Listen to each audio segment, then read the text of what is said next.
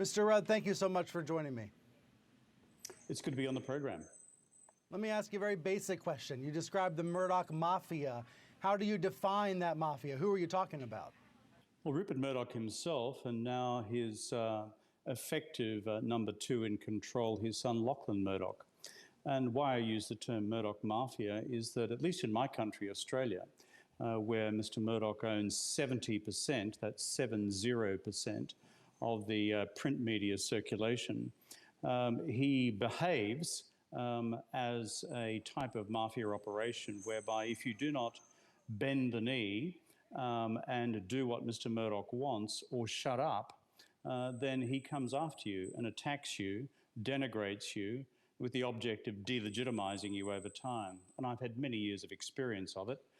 That's the cancer on democracy in our country, Australia, but I see evidence of it also in the United States and the United Kingdom, where he also has significant media footprints. So this is something you say you experienced when you were Prime Minister. And has it changed since then? Is it becoming more intense? I think since Lachlan Murdoch took over many of the operational reins of News Corporation, we find it becoming more and more hard right, more and more ultra-conservative, more and more far right, and in the United States campaigning unapologetically for Donald Trump and the re-election of the Trump administration.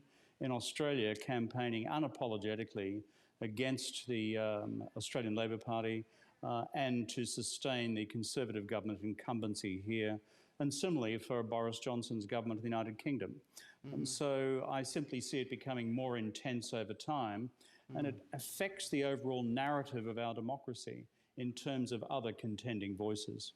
Channeling Lachlan and Rupert, they would say the rest of the media is liberal and they're just balancing it out. What do you say to them? Well, I can speak primarily of my own country in Australia, where the rest of the media equals less than 30% of the print circulation in the entire country. So in Australia, it is a comprehensive near monopoly.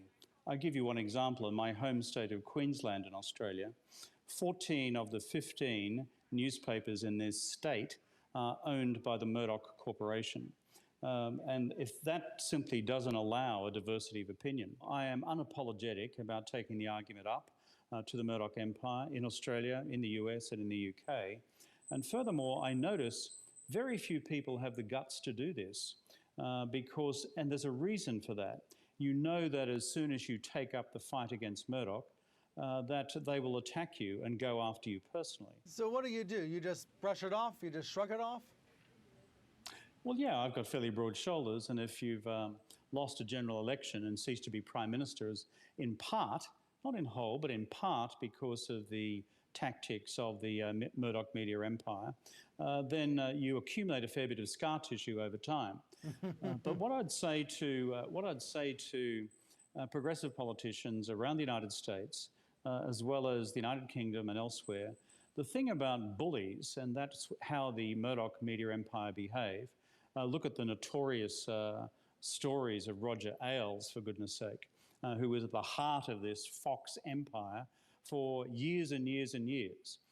The thing about bullies is if you don't stand up to them, they just get worse. They continue to bully.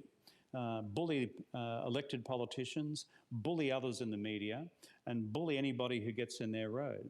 And so my call to people is to have the courage to stand up and just say, enough is enough. In all of our democracies, which are under so much challenge at present, through a combination of internal and external challenges, to have these media organisations like the Murdoch media empire constantly reinforcing the voices of hardline nationalism. If these things simply continue into the future, I do fear about the long-term solidity of our Western civilizational project.